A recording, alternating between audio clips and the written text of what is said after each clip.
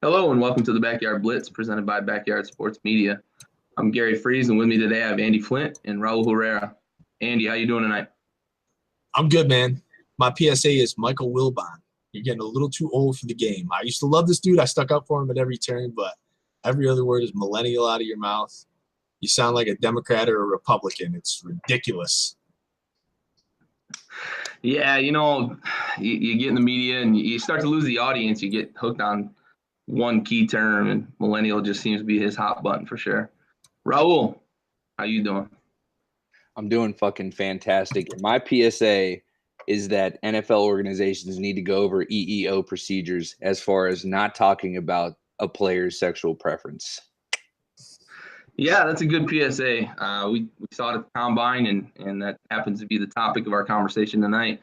Just finished up a few days ago, and Darius Geis out of LSU, probably one of the top 3 or 4 running backs in this class, came out and said that he was asked about his sexual preference, and one of the guys said he heard his mom sells herself. So can't be doing that. NFL needs to get a handle on this and just end it. Just end it. This is stupid. Welcome to 1957. Yeah, exactly. It's got nothing to do with playing football. I get trying to get in someone's head, but that is not the way. That is not the way. Correct. All right, so we're going to kick this off, and we're going to talk about the quarterbacks. Everybody loves talking about quarterbacks. It's the most important position in football. A lot of people try to say it's the toughest position in sports to play. We had, going into this season for college football, there was 5, 6, 7 names floated out there that were going to be potential first-round picks. They were talking about an historic first round, of the draft. And as we've gotten closer and closer, the names have kind of dwindled. So at the Combine, what did you think of the quarterback performances at the Combine? Andy, let's start with you. I mean, I think we saw a lot of the things we expected to see, which is probably the fairest way I can say it. We saw things like Josh Allen has a freak arm. I mean, just Spider-Man radioactive shit. He can throw it in all different ways. He has a rocket, bit of a wild card. I guess probably the best way to describe him would be like a gunslinger. You have Rosen, who's kind of your prototypical pocket guy. And you have like a Baker Mayfield, who's kind of that weird quirky, plays with the fire. He has a lot of command of his offense, but we just don't know. And then you have another name is Lamar Jackson, who's got the intriguing aspect of, could the guy be the next Michael Vick type player? But at the same time, there's a lot of holes in his game. He's pretty small. So I think it's the stuff we expected to see. Nothing crazy yet. But the quarterback spot, we talk about it being the most important, maybe one of the most important positions in all of sports. But at the same time, I think it's like the riskiest position to draft, because typically these guys cost you a high first-round pick, and a lot of times it doesn't work out. I mean, Jamarcus Russell, Ryan Leaf, he's committing B&Es and stuff like that these days, just things of that nature. So it's one of those positions where, I think a lot of GMs think of it as a safe thing because you're getting your quarterback of the future perhaps, but at the same time, I mean, it doesn't always work out, and you're typically spending – how many teams spend a top 10 pick to get a quarterback that never does anything? Well, and you bring up a good point. It's kind of hit or miss, and it is really like the toughest position to draft. It's not just the toughest position to play. It really is. You miss more often than not. And you look at any draft really outside of maybe 84, 85, right, when Marino and Elway and Jim Kelly, you had Hall of Famers, multiple Hall of Famers come out of one draft. You get 1, maybe 2. If you're lucky, you get 2. And we've seen a couple of drafts that are just kind of sprinkled in where you get 2 or 3. You've got the Roger or the Roethlisberger, Manning, Rivers draft. You got 3 primo guys that are probably all going to the Hall of Fame. Rivers is probably more borderline than not, but they're probably all going to the Hall of Fame. And you don't know. And you look at some of the recent drafts where teams have moved up. And Jared Goff looked like a bust last year until Sean McVay came in and set the world on fire. But really, by the end of last season, everybody thought, well, the Eagles hit, The Rams missed, and that was going to be it for the draft. But going back even a couple years before that with the RG3 Andrew Luck draft, you had Russell Wilson come out of that draft. You had Kirk Cousins come out of that draft. And the Redskins gave up a bounty for the opportunity to draft either Luck or Griffin. Everybody thought it was going to be Griffin, but if the Colts had decided the other way, the Redskins were comfortable with taking Luck. And right now, Griffin's out of the league. Andrew Luck, we don't know if he's going to play again. So it really is that crapshoot. And you make a good point. And I think we saw what we expected to see, as you said, from the quarterbacks. There weren't really any surprises up or down. A lot of guys measured the way we thought. A lot of guys ran the way we thought, and they threw it well. What do you think, Raul?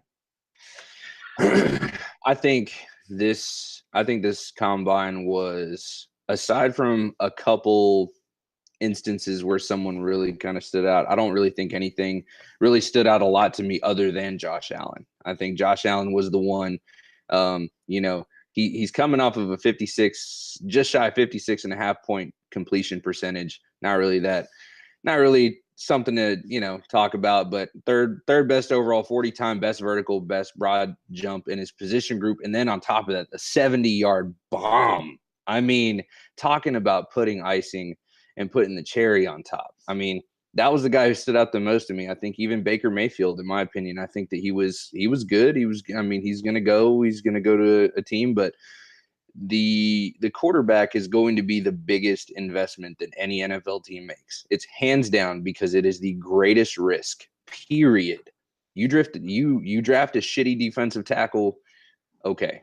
You have other positions that can compensate for that. Same thing for a receiver. Same thing, but quarterback, if you have nobody to really run your offense, you're in trouble. That's what it comes down to. Well, Josh Allen, let me real quick. Josh Allen, I think the biggest thing for him is he went from being maybe the fourth quarterback in this draft, roughly, to a lot of people have him being like the first quarterback in the draft now. Not everyone. Opinions vary. It depends on whose mock you're reading, who's reading you're picking. I think it's a little bit of the excitement you get from Allen because he has that big arm and he has that potential to just say screw it and kind of do those things you would expect out of a guy like a Brett Favre. So I think it's that excitement that kind of sells. And I'm going to be, really interested to see if a guy like Allen is able to, jump up over the Rosens and Sam Darnolds and Baker Mayfield and things of that nature. Because, a couple weeks changes a lot of things in these mock drafts and the potential here. Yeah, you're absolutely right. Things could change really quickly. Free agency, I think the free agency is going to have a lot to do with it because if Denver ends up getting Kirk Cousins, right, they're not going to draft a quarterback at 5. That changes the dynamic of it. And where does, if you've got Rosen coming off the board early, you've got maybe Allen coming off the board early, who goes at 5, right? Denver's probably going to take an offensive lineman or something to complement Kirk Cousins if they get him. But if he doesn't go to Denver, then you're talking about possibly a third quarterback coming off the board at 5. Then where does it cascade from there? Because that's when you start getting to the fringe guys that we often see looking back to like a Christian Ponder, right? Somebody took a chance on him because he was the last one on the board, right? They moved up. Tennessee moved up and gave up a bunch. Or not Tennessee, Minnesota. They took a chance on him early. And you see that because you have this run on quarterbacks and teams that sit in the middle of the draft love to see it because they're going to get talented guys. Somebody like a Minkah Fitzpatrick could fall to 7, 8, 9, 10, and suddenly, somebody that's in that area immediately upgrades their secondary. So the quarterback position has a huge, huge effect on the draft and on the offseason. And the fact that they moved free agency changes it a lot too, because free agency used to come after the draft. And you draft somebody and then you didn't need to sign anyone. So quarterbacks were a little more valuable in the draft, but now with free agency, especially with this class, it could affect it. We could see the Browns not pick a quarterback if they get AJ McCarron and that's their guy. And that changes the dynamic too, because a lot of people are assuming they're going to take a quarterback early. So the combine was what it was, and I think we can all agree that the quarterbacks really didn't showcase anything we didn't expect to see because we all knew Josh Allen had a big arm. It was impressive to see him throw that rope 70 yards, but we knew he had a big arm. That was the billing on him coming into the season. When we got in, back in August, we had 3 quarterbacks. It was Rosen, it was Darnold, it was Allen. And we saw Mayfield light the world on fire. We knew he was good. He had a great season. Lamar Jackson continued to play well. He had a better season statistically this year than his Heisman Trophy season. So where does he go? Where does he end up? That could be a factor as well. And then, you had breakouts in, a couple of the different areas for guys that we didn't expect to see. But the hype has kind of died down a little bit. I think free agency is going to have a big impact on the quarterback class in terms of the draft. But let's get to the biggest story of the combine. Shaquem Griffin of Central Florida. He's the first player to be at the combine and he's the first amputee to be at the combine. He wasn't on the original invite list. He ended up on it, and he absolutely dominated the combine, just crushed it. In the fastest 40 times since they've been recording the combine on NFL Network, 20 reps on the bench with one arm, just insanity. This guy is a freakish athlete. Saw him play a lot in college. He can cover sideline to sideline. I think a team's going to mess up and not draft him in the first round. If he goes later than the second round, it's an absolute travesty. I think he's going to go somewhere and he's going to play defense. He's not going to be a special teamer. He's going to play somewhere on defense as a weak side inside linebacker, and he's going to show everybody exactly how he can cover the field. How do you feel about this kid, Raul? I feel like the man with one hand did 20 bench reps, runs a 4.38, and still remembers to say happy birthday to his mother. Okay, let's just not forget that. Okay, so obviously a lot of milestones for a young man like himself, and doesn't just come in with the pity vote. He comes in and wrecks shit. I mean, he comes in and just says, hey, I am single-handedly going to rock this shit. Pun intended. But honestly, man, I think that I'm with you. I think that if he goes anywhere past the first, second, I mean, even second round is disrespect. I mean, the kid's got talent, and clearly his it's not even a disability. Clearly his lack of one hand is not prohibiting him from performing well. So now, I mean, I'm impressed with the kid. I'd love to see him go to a good team and just prove that he is not anyone to be fucked with. Yeah, you're absolutely right. And watching him do the catch drill, catching it with one hand, he's figured it out, right? He's adapted, he's overcome. He softens the pass with his right hand, cradles it with his left arm, and dude has figured it out. And I read an article on him where it talked about all the stuff he's overcome, how his dad helped him with creating the contraptions that he could use to lift weights, that he could strap to his arm and use it to stabilize stuff. And it was similar to the thing he's got with the bench now. They've kind of upgraded, obviously, but it's just a story of just overcoming adversity. And he was on Dan Patrick's show the other day, and you talked about saying happy birthday to his mom, but he is a impressive human being. He humble. Really is. He's humble. He had a great sense of humor. He was self-aware. He was not afraid to broach the subject of his disability, or whatever you want to call it. I don't even think it's a disability to him anymore, because he has adapted to it and he dominates with it. So what's your take, Andy? I mean, Raul used the word humble, which is where I think I want to start. I like the word humble. I think that, when you do have, and Gary, you said that you don't think he views it as a disability anymore, and you're probably right. I mean, he's lived with it long enough. But I do think that when you have a disability, something as severe as not having a hand, which is significant, he has that fire, that extra drive, the chip that's on his shoulder, even if he doesn't show it per se in an interview. I believe somebody like that is always going to work harder.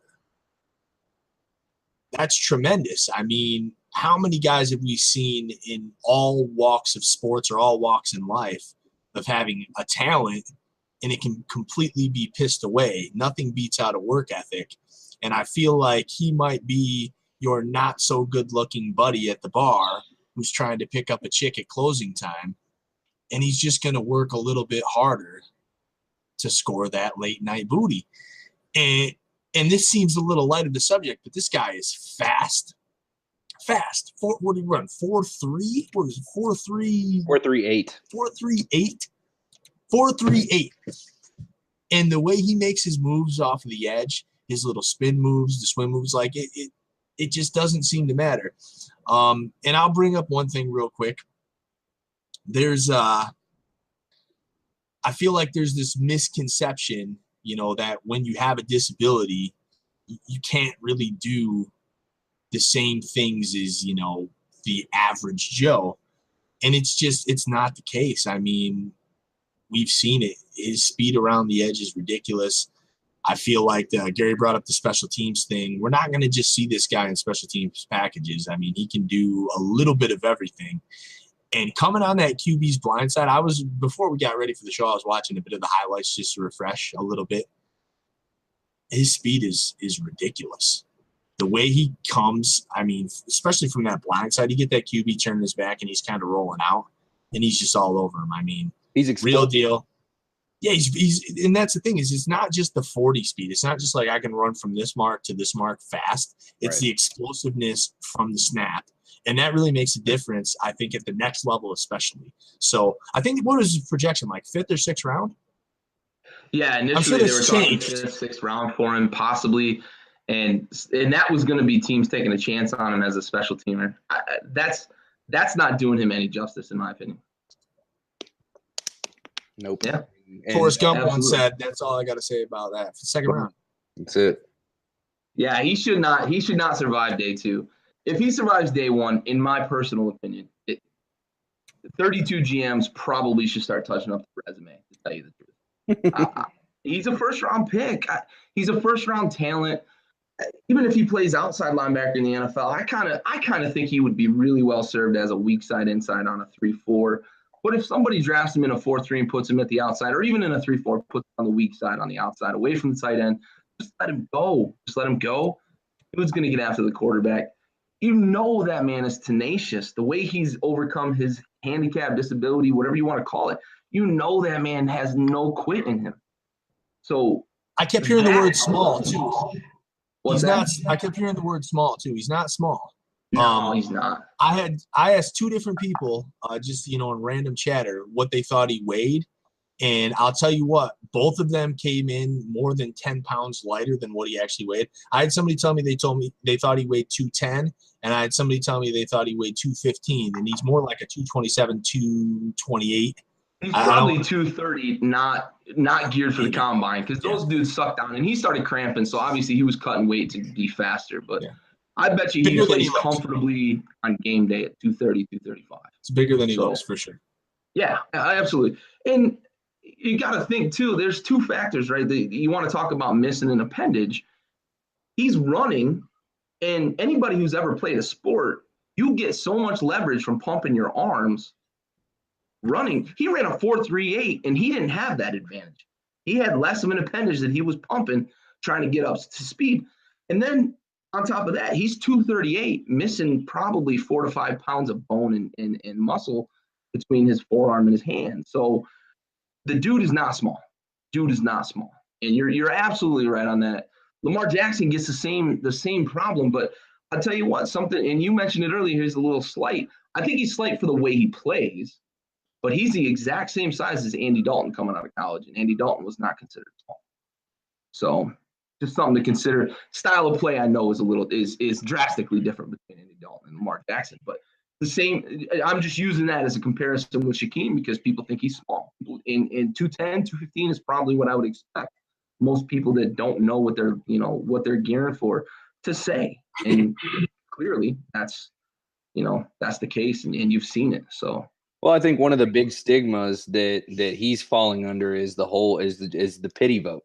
He's getting the pity invite to the combine. Let's not negate the fact that he's coming out of UCF. He's not coming out of JUCO. He's not coming out of like Harvard Community College Online. He's not coming out of the fucking University of Phoenix. He's coming out of UCF, the national state champions. Okay, let's not forget that. So, I mean, I like your national state champions thing. He's actually helping them design their faux championship ring. So boom. Good on them. You got to have some pride in what you did. They went 13-0, and they didn't lose a game. They beat Auburn, and Auburn beat Alabama, who ended up going on to win the national championship. So I get where they're coming from, and I salute them for it. It's fun. It's cute. They're not the national champions, but so be it. There's an asterisk. Right. So moving on to our final topic here. We're going to talk about winners and losers from the Combine. Everybody likes to talk about it. We're going to give our 2 cents here. Raul, let's start with you. All right. So my winner is going to be Barkley, running back out of Penn State. I mean, the dude's got it. He's a monster, an absolute monster. I was looking at some NFL stats. He is stronger than Joe Thomas. He's quicker than Deshaun Jackson, faster than Devin Hester, jumps higher than Julio Jones. And there was an NFL assistant who was quoted on the sideline saying that he would punch himself in the nuts many, many, many times to be able to draft him. I mean, he was one of the guys, and to be fair, and this is all credit to Penn State. I mean, Penn State in general killed it in this year's Combine. I mean, you had Mike Gesicki or whatever at a tight end out of Penn State with a 41.5-inch vertical. He actually beat Barkley on the vertical. And then absolute stud. And then you got Troy Apke, safety. I mean, dude ran a 4.34. What? I mean, kid's got heat. I mean, even Deion Primetime Sanders was giving him props. I mean, come on. So Penn State killed it. Honestly, my biggest winner's got to be Barkley. He did phenomenal. He showed up and showed out. It was awesome. So who blew their opportunity? Who blew? So we're going to go straight to the loser? Okay. Oh, yeah. So my loser is definitely Virginia Tech's Tim Settle, defensive tackle. I mean, he ran a 5.37 40, 23.5-inch vertical. I mean, my fat ass can jump higher than 23.5 inches. It's fucking depressing. 96-inch broad jump and then a 4.83 in the 20-yard shuttle time. I mean, honestly, the only thing this guy can hope for is to maybe cut, if not maintain his weight, and then show out on pro day. I mean, that's his only chance at really kind of having a chance to redeem himself. But that was really disappointing to see that. I think he's definitely our biggest loser. Yeah, we've got a couple people who are likely to be kind of hoping that pro day's a little better. I didn't really expect to see some of the ones that I saw that kind of underperformed, but he's definitely one of them. I thought that he was going to show up a little better. Andy, winner, loser, who you got? I got Penn State. I got Barkley as well. Raul touched on most of the points, so I won't, make you guys suffer through my babbling with the same stuff. A couple things he didn't say that I will say.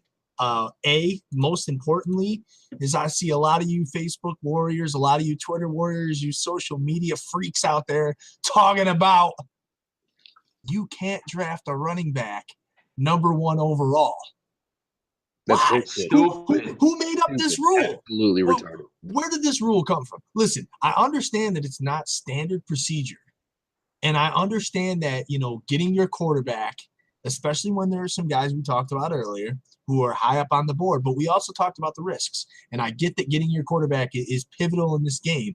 But when you have a generational talent, yes, a generational talent, because Raul already told you what this guy did. Stronger than Joe Thomas. He's quicker than Deshaun Jackson. He's faster than Devin Hester. He can jump higher than Julio Jones. Generational talent. You can pick this guy at number 1. And if you're the Browns, bro, you're the Browns. You won like 1 game in the last 37 seasons. Pick this dude. Get your quarterback with the 4th pick because you still have the 4th pick. This is a no fucking brainer. Oh, Andy, you were speaking to my soul right now. That is exactly. I have to speak to yours because I don't have my own. I know. You're my ginger friend. You have no soul, so you can speak for mine. That's it, man. Yeah, I want to echo what you guys say about Barkley because I knew he was good. I thought he won the Heisman in November, and he had a little bit of a drop off as the season went, and people sort of kind of forgot about him. Penn State didn't end up as high as they did last year, going to the Rose Bowl, and that epic game they had with USC was just absolutely ridiculous. So there was hype around him coming into the season, and he made good on it early on. And defenses just started stacking the box, and Penn State couldn't throw the ball the way they did last year. So they didn't, the platform kind of went away from him. But, man, he let everybody know at the combine, I'm still here, and I should be the number one pick. The Browns, if they pass on him, that's the Browns being Browns. You can't convince yourself that you need to take a quarterback just because you passed on Carson Wentz and Deshaun Watson. If you have a chance to take somebody, and I'm going to steal your phrase, Andy, a generational talent, that's what Saquon Barkley is. You have to take him. He's going to be the best running back in the NFL. Book it, Le'Veon Bell. Book it. He can catch it out of the backfield. He'll make you miss. He'll run you over. He can return kicks. You need a punt late in the game, put him back there. Let him return it. I bet you he can throw a touchdown too. So who's your big loser, Andy? Yo, by the way, pay Le'Veon Bell, Steelers. Quit fucking up. My big loser is the biggest loser of all the losers, and that's whoever told Darius Geis or whoever asked him about his sexual preference, whoever insinuated that maybe his mom was a prostitute. Yo, these people have no place anywhere as far as I'm concerned. You can punch them on sight. I want names. I want lists of these teams. I don't care if you're getting in someone's head. Joe Rogan said it best when he talked about reasons to hate gay marriage. And he said, either one, you're dumb, or two, you're secretly worried that dicks are delicious. And that's about all there is with that. I just, there's no place for it. They need to cut it out. It's bullshit. Even if it wasn't necessarily, their intention to care if he were gay or if his mom were a prostitute, if they were just trying to get under his skin and see how he would react. It's bullshit. I mean, you don't ask somebody questions like that. It has nothing to do with the game. And Gary, you talked about it earlier. That's it, man. Yeah, you're right. And we talked about it a little bit earlier, and I didn't intentionally steal your thunder, I promise, but it has to be addressed. And it's not just us that has to address it. The NFL has to address this. It's got to stop. They've been talking about it for years. Oh, it's not acceptable, and we frown upon it. We tell teams this, we tell teams. You ain't doing a fucking good job. It's time to crack down on this shit. You know who these teams are. The NFL knows who these teams are. There's nothing that goes on in those interview rooms that the NFL doesn't know. Crack down on this shit. Find these guys. And I'll tell you what, I heard something earlier as a suggestion that I applaud. I would hope that maybe the NFL would consider it. I don't think they ever will. But whoever fucking asked this question or those questions, if it was the same team, if it was two different teams, then they both suffer this punishment. They're banned from next year's combine, period. That's it. Stop this shit because it doesn't have any effect on how they play football, period. If this was any other corporation and you were asking this question in an interview, guess what? You've got litigation. It violates equal opportunity, something Raul brought up earlier. So moving on real quick, I'm going to cover my winners and losers. My winner is teams that are drafted in the middle of the first round because the quarterbacks showed up. The quarterbacks came and they gave us exactly what we expected, and you're going to see probably 4, maybe even 5 drafted in the top 10 to 12 picks. So those teams drafting from 13, my Redskins, on down to maybe 2021, there's going to be a dearth or an abundance of talent in those spots. Those teams are my big winners from the combine. My loser is Orlando Brown from Oklahoma, offensive tackle. I know his film is incredible. He's only given up 1 or 2 sacks in his career, I guess, at Oklahoma. I don't know how accurate that stat actually is. Baker Mayfield was singing his praises. I would too if I was Baker Mayfield because Mayfield had a clean pocket for most of the season. I know his film is immaculate, but God, how do you show up and finish last in every physical category at the combine? Unbelievable. I mean, there were wide receivers and defensive backs doing 5, 6, 7, 8 more reps than him on the bench press. dude was in reverse during the 40. It blew my mind. It blew my mind because I thought he was one of the most athletic offensive linemen coming in. I really did. And that just goes to show that the Underwear Olympics can show you some things about certain players, but it doesn't always show you how they play on the field. That's kind of my takeaway from it. Seeing him, I think he's still going to go in the top 10 because his film is just immaculate. Dude can block up and down the field. He took on some serious pass rushers in the Big 12. I think he's still going to go pretty high. So before we get to closing remarks, I'm going to pass this over to Raul. He's got a little shout out. All right. So going forward in our podcast, as you all know, we are a veteran-owned and operated podcast, sports media company, whatever you want to call us. So going forward, in order to do so, we want to honor our fallen service members. And this one is going to go to Sergeant Christina Schoenecker, who passed away in Baghdad last month. And she was in the 89th Sustainment Brigade during Operation Inherent Resolve. And so we will go ahead and share a toast for a fallen soldier, fallen service member, to you until Valhalla.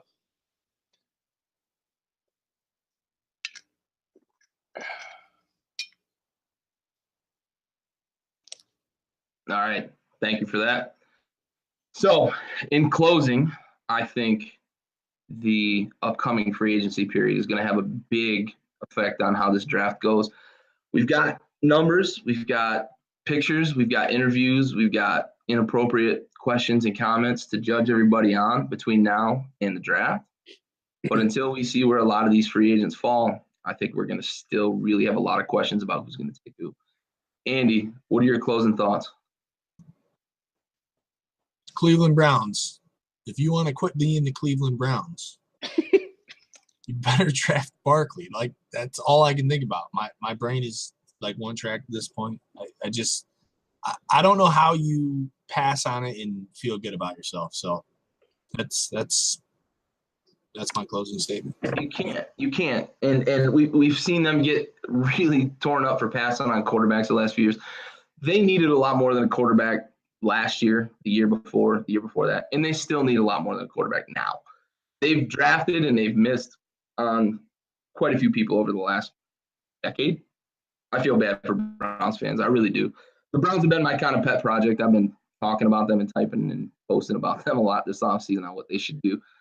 I hope they draft Barkley because you can pass on quarterbacks and take a lot of heat for it. And maybe Carson Wentz goes on to win 10 Super Bowls. Probably not. But you cannot pass on a guy who's this damn good. You can't. You can't. Nope. Generational. That's the key word from it. That's my key takeaway about Barkley. Raul, closing statements. What do you got? My closing statements are simple. Okay. Very quick PSA to the Cleveland Browns. Please, just fucking do it. Okay. You've already got some football savants and their opinions, some football connoisseurs, if you will. And you've got, pinkies up, baby. Pinkies up. All right. So look, Barkley's the answer. He may not be your ultimate answer, but he's your right. He's your Mr. Right now. You know what I'm saying? He's your only option at this point. You've done the quarterback thing. You've done the Johnny Manziel. You've done the RG3. It doesn't work. Okay. Focus on your running game. All right. You've got the opportunity to draft someone who is killing stats. Next, Shaquem Griffin. And this goes to any NFL organization out there, all of you. If you do not pick up Griffin in the first round, shame on you. And I mean that with the most sincerest fibers of my being. Shame on you. Because that guy is the fucking truth. He absolutely is. And I'm not saying this out of pity, and I'm not saying this out of anything other than mutual fucking respect. That guy is the goddamn truth. He's got the personality that NFL organizations need. He's not a Johnny Manziel who's going to have a meltdown. Shout out bipolar people. And he's not going to be somebody who is going to be a fucking liability off the field. He is somebody who is going to produce. If there's anything his story has proven to anybody is that this guy's motivated. He's the answer. And my final closing statement is I need Malik Jefferson to get drafted to a good team because I would hate to see that type of talent coming out of the great state. Hook him all day till the day I die. Malik Jefferson is an incredible, incredible player. I don't give a shit what you say. He's incredible. All right, I'm gonna go. Yeah, there you go. Shoot yourself. Yes, I know. What's the temperature up there in Canada where you're at, Andy? It's pretty cold, man. It's like, no, it's not. I mean, it's not cold. I mean, it's not what I would call cold. It's what you would call cold. It's like 30 degrees. Yeah, it's like pretty fucking warm. We wear t-shirts in this shit. It's like 60. So we're men. We're men. Yeah, that's fair. All right. Yeah. All right. So I'm gonna close this out. Thank you guys for your time. This has been the Backyard Blitz presented by Backyard Sports Media. Like and follow us on Facebook, Twitter, Instagram, and YouTube. Over and out.